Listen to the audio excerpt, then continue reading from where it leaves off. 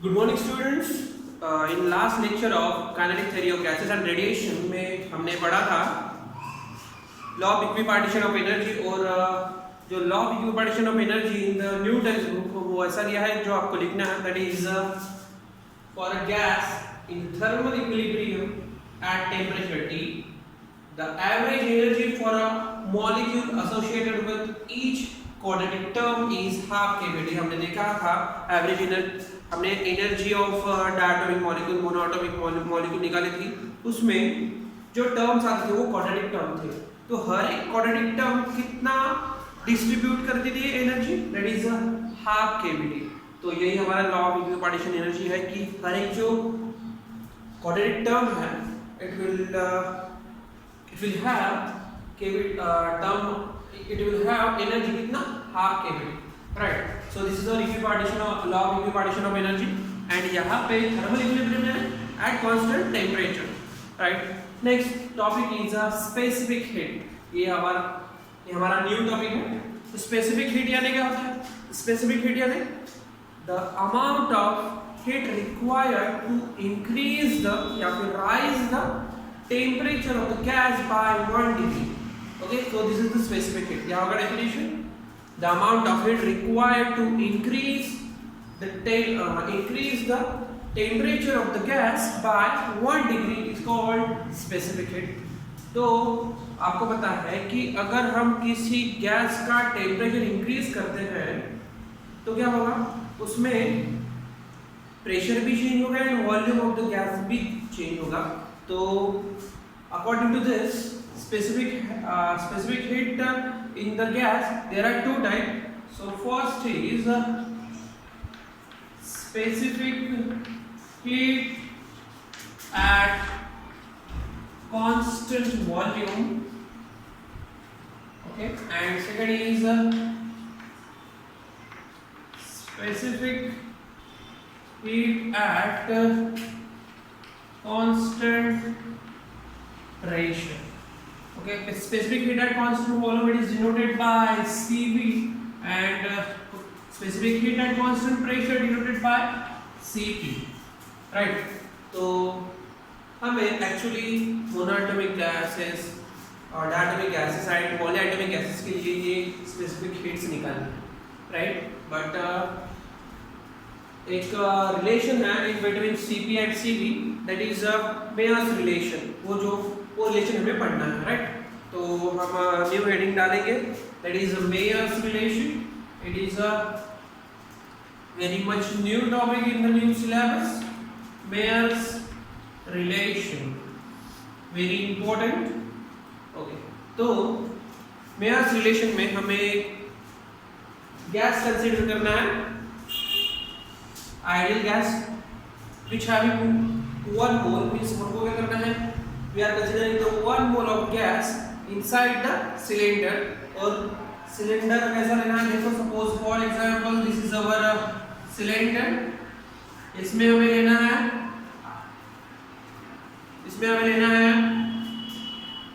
ideal gas of 1 mole, okay, and इसमें gas रहेगी हमारी, right, and यहाँ पे रहेगा हमारा piston जिससे हम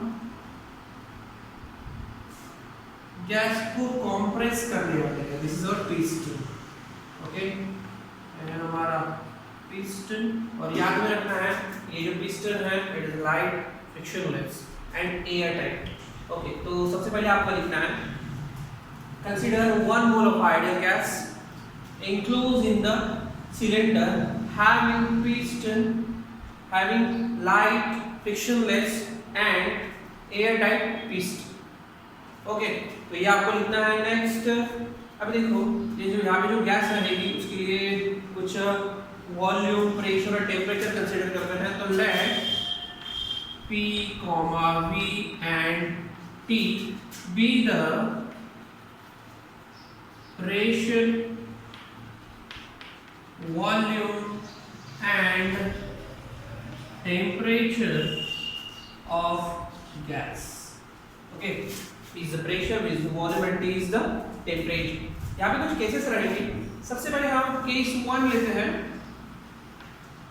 केस 1 में हम क्या करने वाले हैं,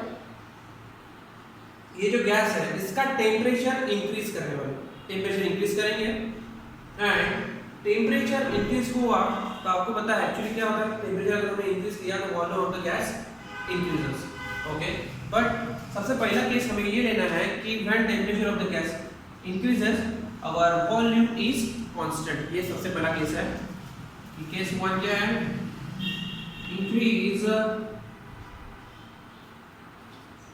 increase temperature of gas by amount dt and volume dV kept constant, ठीक है। यानी वॉल्यूम हमारा कांस्टेंट है, जस्ट हमने amount of temperature increase in the temperature कर दिया है, that is the dt, okay. तो जो हीट सप्लाइड होगी, अगर हमें टेम्परेचर इंक्रीज करना है तो हीट सप्लाइड करना पड़ेगा, तो heat supplied is suppose denoted by dq, so let dq1 be the heat supplied to gas, dq1 be the heat supplied to the gas। तो अभी यहाँ पे देखो, जैसे ही हम इसको हीट सप्लाई करेंगे तो इस गैस की इंटरनल एनर्जी इंक्रीज हो जाएगी, इंटरनल एनर्जी बढ़ जाएगी, ओके। तो याद रखो ये जो dq1 है it is fully converted into the increasing the internal energy of the gas. यहाँ पे देखो कोई भी वर्क डन नहीं होगा क्योंकि हमारा वॉल्यूम कैसा है, कांस्टेंट। तो यहाँ पे हम लिख सकते हैं since volume is constant then all the heat supplied is converted into increasing the internal energy। so since volume of gas is constant, volume of gas is constant, all heat supplied dq1 is converted to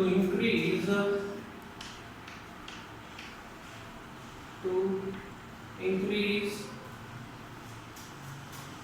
internal energy of gas, internal energy of gas।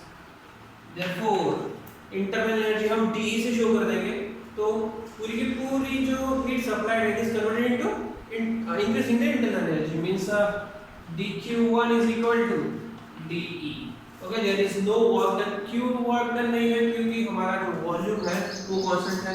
अगर volume constant है तो ये piston move नहीं होगा, actually piston जैसे कि वैसे रहेगा। वॉल्यूम अगर बढ़ गया तो पिस्टन अपवर्ड डायरेक्शन में मूव होगा, बट जब हमारा वॉल्यूम कांस्टेंट है तो ये जो पिस्टन है ये मूव नहीं करेगा, right.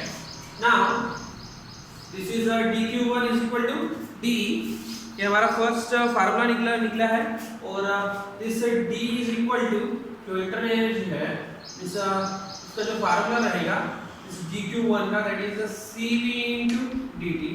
Increase in temperature and cv is the specific heat at constant volume।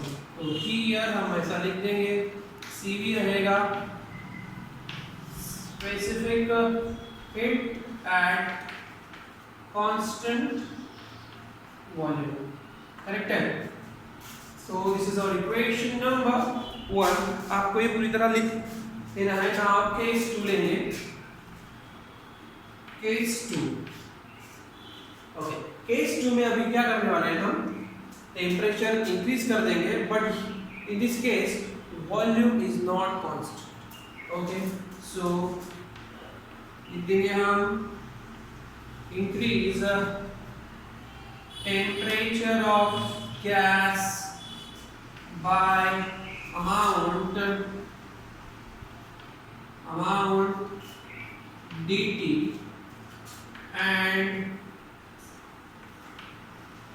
volume of gas increases. Volume of gas increases. अगर यहाँ पे अगर वॉल्यूम बढ़ रहा है मीन्स अगर टेम्परेचर बढ़ाने से ओके तो वॉल्यूम बढ़ जाएगा गैस का। जब वॉल्यूम बढ़ेगा तो ये पिस्टन कैसे जाएगा, अपवर्ड डायरेक्शन में मूव करेगा, means there will be displacement. अगर डिस्प्लेसमेंट हो रहा है due to this heat supply तो there will be work done. Okay, तो यहाँ पे देखो जो हम टेम्परेचर देने वाले हैं तो इसका मतलब हम हीट भी सप्लाई करेंगे। तो फर्स्ट टाइम में हमने हीट सप्लाई dQ1 लिया है ना, सेकेंड टाइम में हमें क्या लेना है dQ2। तो late dQ2 be the heat supplied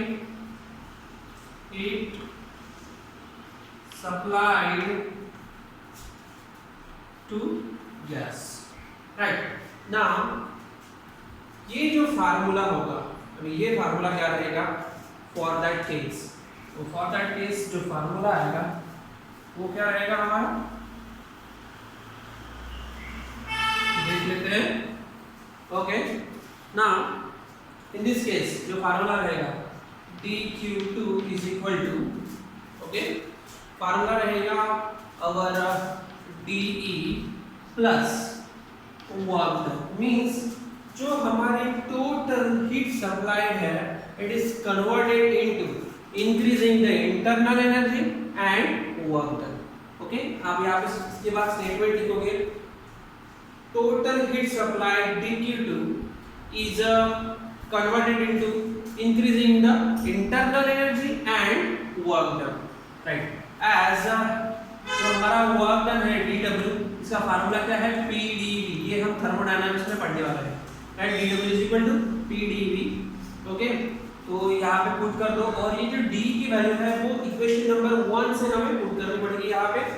तो क्या होगा, therefore from इक्वेशन 1 क्या होगा, dQ2 is equal to d की वैल्यू क्या है CV dt, राइट, और dW की वैल्यू है प्लस PdV, ठीक है।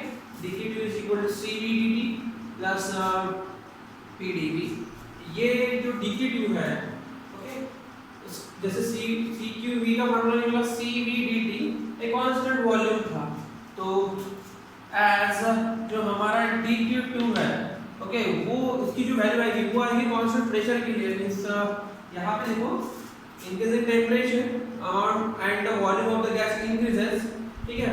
एंड यहाँ पे एक स्टेटमेंट लिखना है आपको कि क्या प्रेशर हमारा constant, pressure constant, right.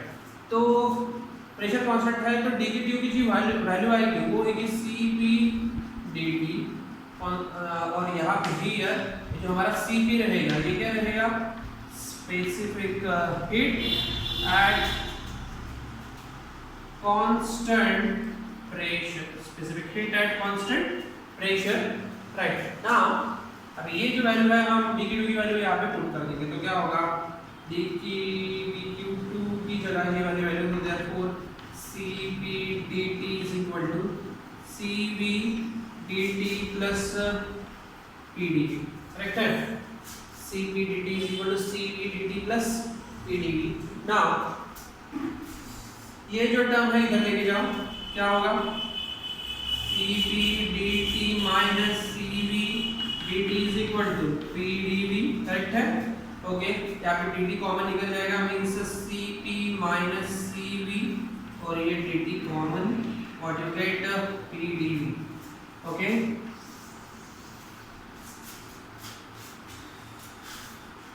okay, now for 1 mole ideal gas equation क्या होगा, PV is equal to RT, इनकी जगह 1 पुट करना है। ओके, नाउ इसको डिफरेंशिएट कर दो, डिफरेंशिएट करने के बाद क्या होगा, P ये प्रेशर कांस्टेंट है, V का होगा dV is equal to R, temperature change कर रहे हैं दैट इज dt, यानी PdV की जगह हम RdD पुट कर सकते हैं इन दिस इक्वेशन। तो क्या होगा, therefore Cp minus Cv is equal to Cp minus Cv dt is equal to Pd की जगह हमको पुट करना है R dt dt get cancel, so what you get the equation Cp minus Cv is equal to R। तो ये है हमारा Mayer's relation Cp minus Cv is equal to R। ये आपको पूछेगा 3 मार्क के लिए, okay, confirmly in this state board exam. ये है हमारा Mayer's relation, so this is Mayer's relation, okay. But अभी ये जो फार्मूला है ये मॉडिफाइड किया हुआ है, so there will be some modification in it. So modified formula, आपको अगर बोला कि मेयर्स रिलेशन फाइंड करो तो आपको यहाँ तक ही करना है। मॉडिफाइड जो फार्मूला होगा वो क्या है, therefore Cp minus Cv is equal to R by J। तो यहाँ पे जो हमारा J है, J is the mechanical equivalent heat। Here J is mechanical equivalent heat, mechanical equivalent heat। also यहाँ पे इसमें भी कुछ मॉडिफिकेशन किया है, वो मॉडिफिकेशन हम लिख लेते हैं।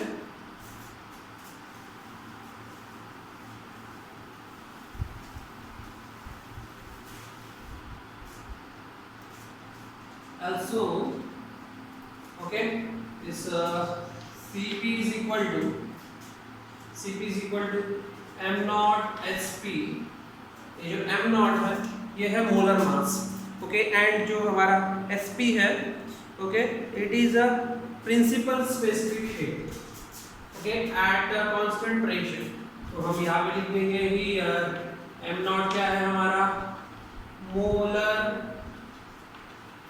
मास ऑफ गैस, एंड जो Sp है, ओके, ये है principal specific heat, principal specific heat at constant pressure. और नेक्स्ट है यहाँ पे देखो Cp is equal to m naught Sp, और जो हमारा Cp रहेगा वो रहेगा फार्मूला m नॉट Sv। तो यहाँ पे जो हमारा Sv है ये है principal specific heat at constant volume, okay. Then ये जो सब है इसमें पुट करना है, तो Cp की जगह हम पुट करेंगे m naught Sp minus C की जगह हम पुट करेंगे m naught Sv is equal to R by J। ना m नॉट कॉमन निकल जाएगा तो क्या होगा, m naught Sp minus Sv equal to R by J। ये m नॉट इधर चला आएगा, so therefore Sp minus Sv is equal to R by m naught G। so ये है हमारा modified Mayer's relation। this is modified Mayer's relation। अगर आपको simply Mayer's relation बोला है तो आपको याद करना है, this will give you 3 marks. अगर आपको बोला है मॉडिफाइड भी करो तो आपको ये याद रखना है, वेरी इंपॉर्टेंट। ये आपको याद रखना है, जो ब्लॉक में दिया सब याद रखना है, राइट। सो यहाँ पर रुकते हैं, नेक्स्ट टाइम हम specific heat for the monoatomic molecule, diatomic molecule and polyatomic molecule के लिए हम स्पेसिफिक हीट निकालेंगे। सो बाय स्टूडेंट।